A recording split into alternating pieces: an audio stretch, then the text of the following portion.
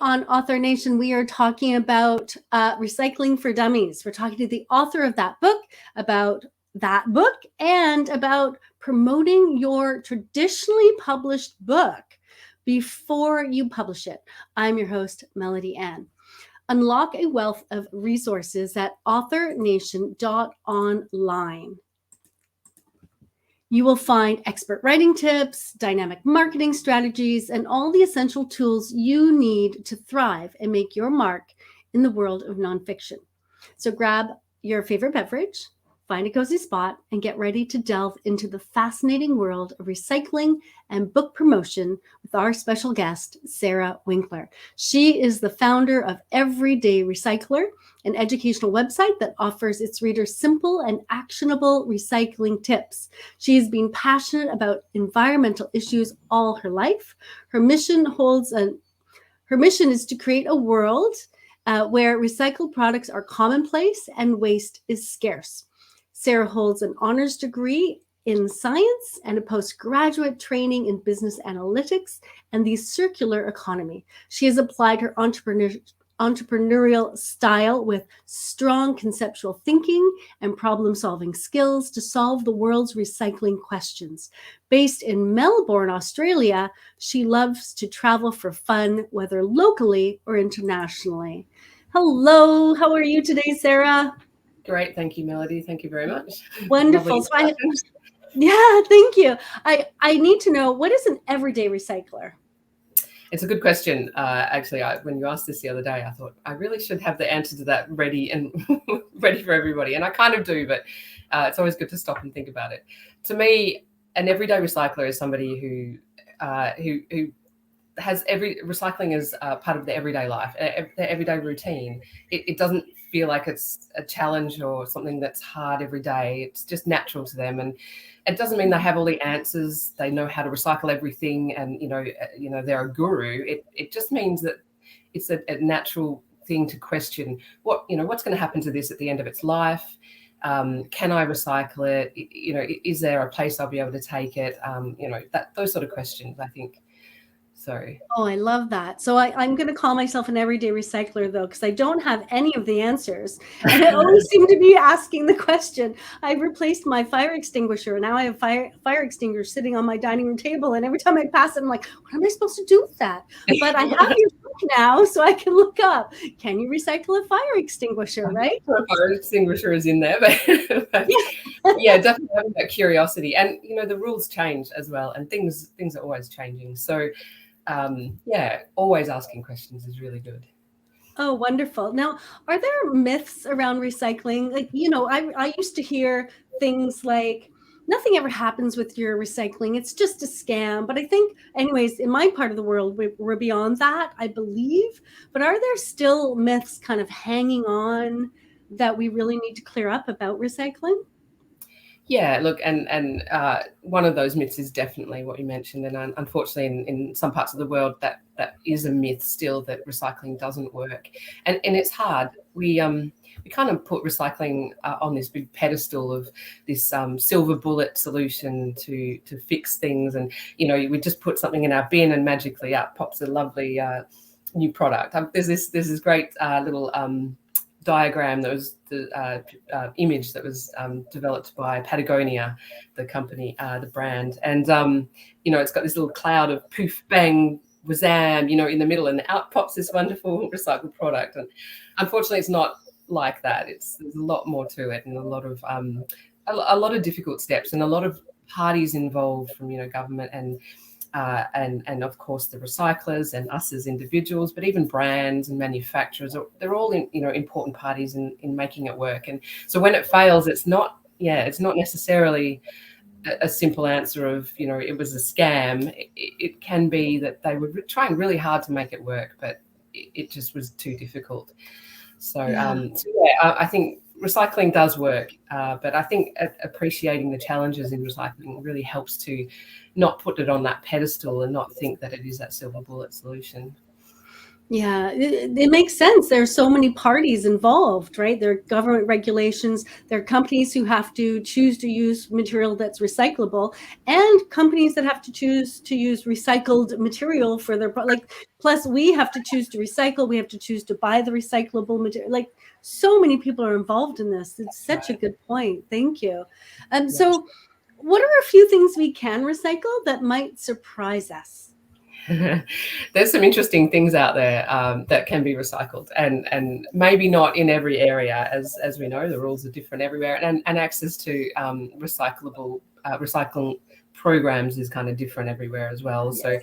but some of these things, so I mean, some you might not know about is toothpaste tubes and toothpaste packaging and paraphernalia. That's a really good one through a company called TerraCycle. And it's generally available across the US and I think Canada and Australia as well. Some other things like there's carpet recycling is starting to kind of get better and better. It's a really, really difficult one. Carpet is such a bulky, big material that goes to landfill but there's companies recycling that now, which is really great. Crayons, they're a little of an odd one, but in fact, you can even recycle those yourself at home. Um, and some of the odder things, more unusual things, is chewing gum. There is a company in the UK that chewing gum has some synthetic plasticized kind of material in there, so it's not great for the environment when it's sort of put on the ground or underneath a chair. So they go around and they collect it and they make it into a number of different things, from gum boots and coffee cups. It's quite amazing. I'm not sure I'd want to be using a coffee cup from some old chewing gum, but I guess they wash it. Blister packs from medical pills. There's a great program here in Australia now that they're actually they take the aluminium off and separate it from the plastic and use those materials. I found an underwear recycling program the other day, quite unusual, and diapers is the other one, which is really unusual. There's a couple of companies around taking used diapers and turning them into various products, including cat litter, and seems appropriate, and different materials. So Interesting. Are we talking about disposable diapers? yes, Wow. Okay, yeah, the toothpaste.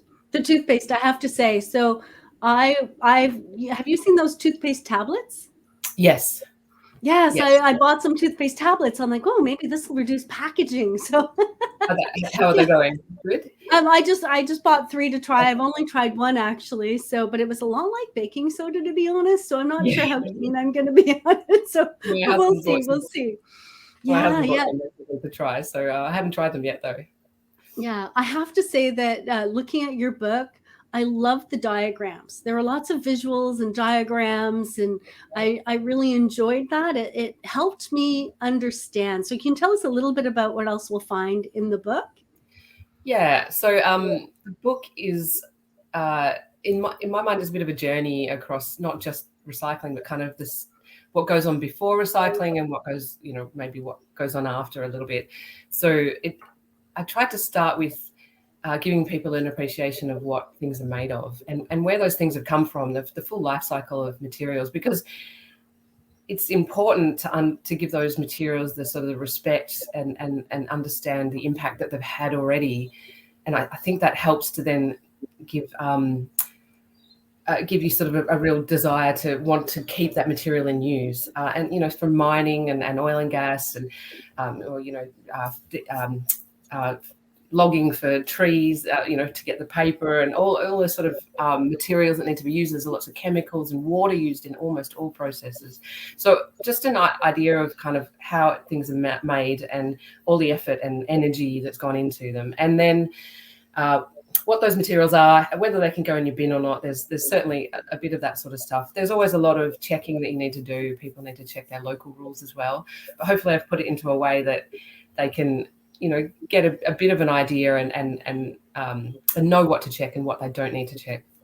And Yeah. then it goes beyond that a little bit as well into more like some tips and things around reducing waste and lots of other ways we can help, like keeping things in use, repairing things.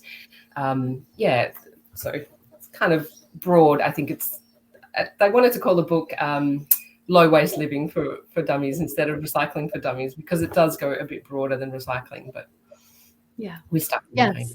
But you published with the Dummy series, and so there must have been some negotiation in that. And I want to get into that just briefly. But just before, I want to say to viewers and listeners out there, if you want to learn more about Sarah and if you want to learn more about recycling, you can go to everydayrecycler.com. That is Sarah's website.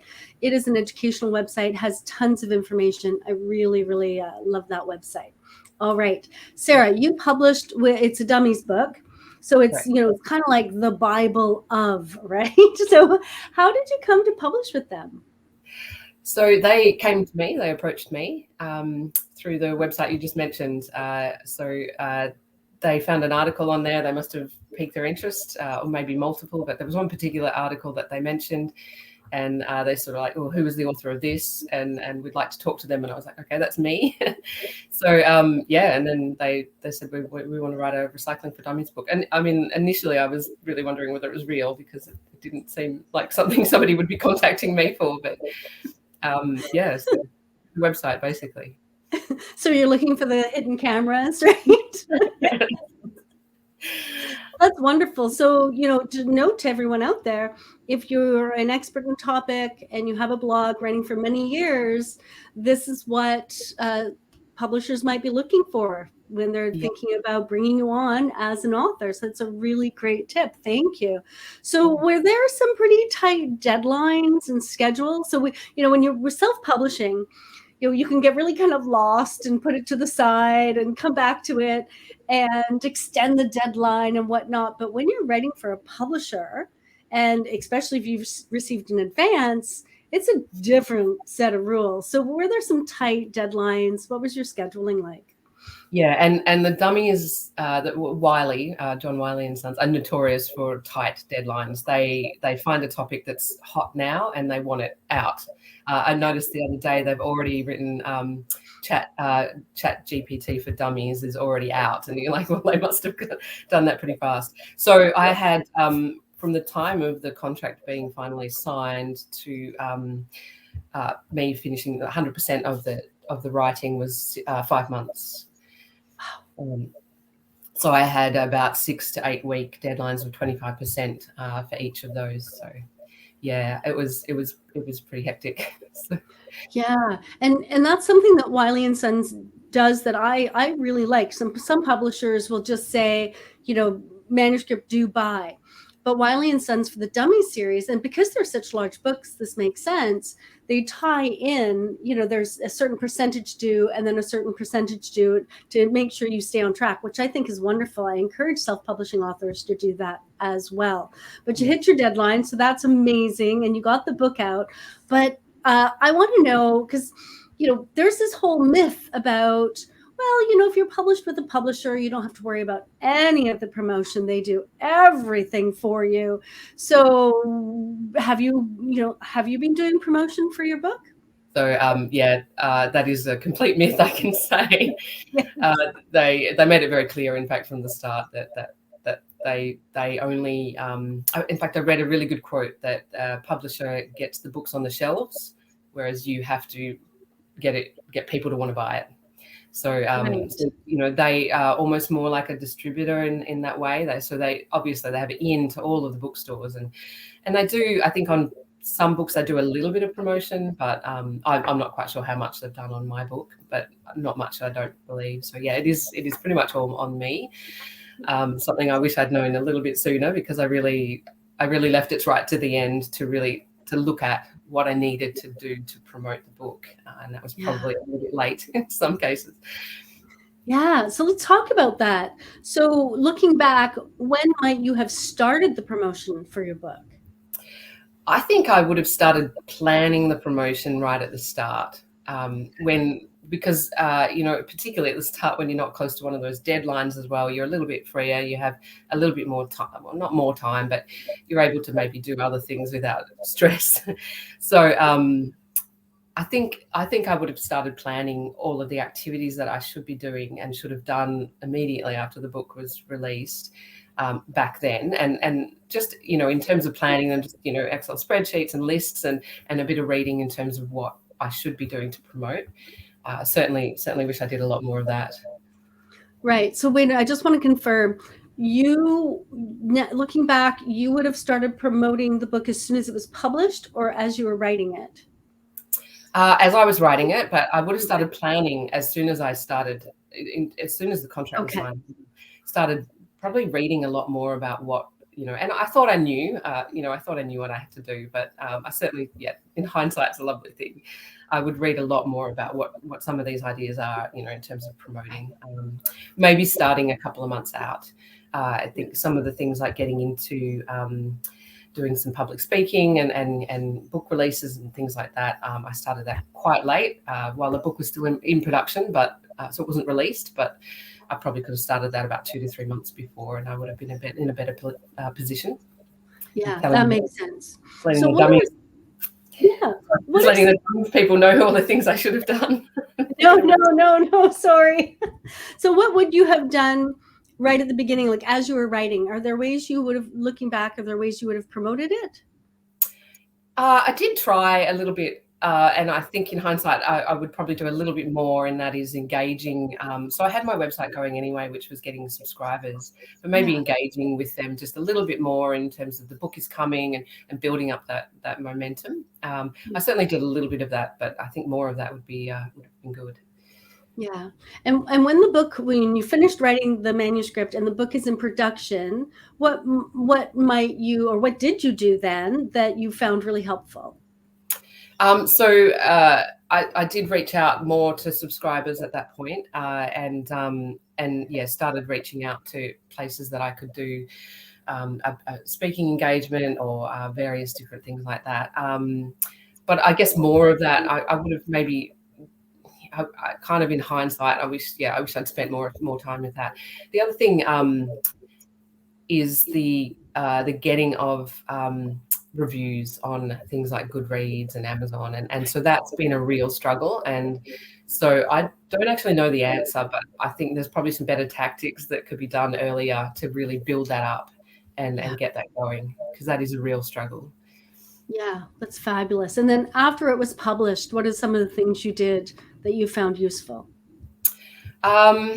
So I had a book launch, which was fun, but I think it just got the word out there a little bit. And then some of the other things is one of the things is lucky, I think, about the book that I've written is I've actually referenced a lot of websites and groups and companies and brands. So I started reaching out to all of them and say, hey, I mentioned you in the book. Would you like to, help promote it? So that was a really good thing. And I have had quite a few of those companies that are, share on their socials and things like that, which has been really good. Yeah, brilliant. That was a brilliant idea. I really like that one. That was really great. All right. So tell us what if you were going to give like 3 tips for marketing your book, like your top 3 tips for marketing your book, what would they be? Top 3. So I guess start building a following immediately. Get even just a kind of a simple website up and a way to get subscribers so that you can communicate with them ongoing through the process, and then also during release and all the other promotion. So that's probably my top one. Plan more, do a lot of reading up front, and plan as much as you can ahead of time. Set up a schedule of all the things you need to do and when you need to contact people. And the other one that I didn't do, which I've done sort of later, is I read a few things about building up your support team. And I wish that's that getting reviews and things. And I've got it kind of going now, but it was a bit later. And I think building that up early is a really good way to help get those reviews. So, yeah, brilliant. I love that. Thank you very much. And so where can we get the book? The book is available on at all good bookstores, as far as I know. Certainly on Amazon and Barnes and what have you got over there? Barnes and Noble. Booktopia. I'm trying to think of some of the Yeah, other we have books. Chapters Indigo where I am. Yeah, I'm in Okay. Canada, and so that there we have a Chapters Indigo. Yes, so you It can should order be, it through any bookstore. yeah, it should be Yeah. with the majority of them. Maybe some of the small independents, maybe not, but majority of bookstores, yeah, certainly available. And if we want to connect with you, can we find you at everydayrecycler.com? Yes, absolutely. Absolutely. And you're also on Instagram, so people can find you at everyday_recycler as well if they'd like to follow you on Instagram. Perfect. Right. Do you have any final words for us around recycling or book promotion that you'd like to share? Everybody keep recycling is on recycling, and give Yeah. it a go, and don't be afraid to be curious, because it is really important to ask those questions. And in terms of the book, I guess start promoting early. We talked about that, but also just the planning stuff is really important. I think helps you get it all on track. So Thank you very much, Sarah, for joining me today. I really love the book. So here's a recommendation right now. If you're out there listening, I have a copy. And one, I just sat, and it's not one of those books that you have to read from front to back, right? no, You have a question, you kind of find where that question is answered. It has fabulous diagrams, excellent explanations, lots of links out to places that you can try locally. So it was a really great book. Thank you so much, Sarah, for writing it, and Wiley and Sons for publishing it. And Sarah, thank you for joining me today. thank you very much, Melody. I appreciate it. Yeah, absolutely. All right. Thank you for joining us today at Author Nation. We hope you found our conversation with Sarah insightful and thought provoking. AuthorNation.com offers a community for you. So you can find resources, advice, marketing tips, and of course, the supportive community. It is your go-to destination for enriching discussions and connections with like-minded authors who share your passion and your drive. And if you've enjoyed this episode, we'd appreciate your feedback. Please consider leaving us a comment or review, or sharing this with someone who may find it valuable. Keep writing, keep creating, and keep sharing your stories with the world.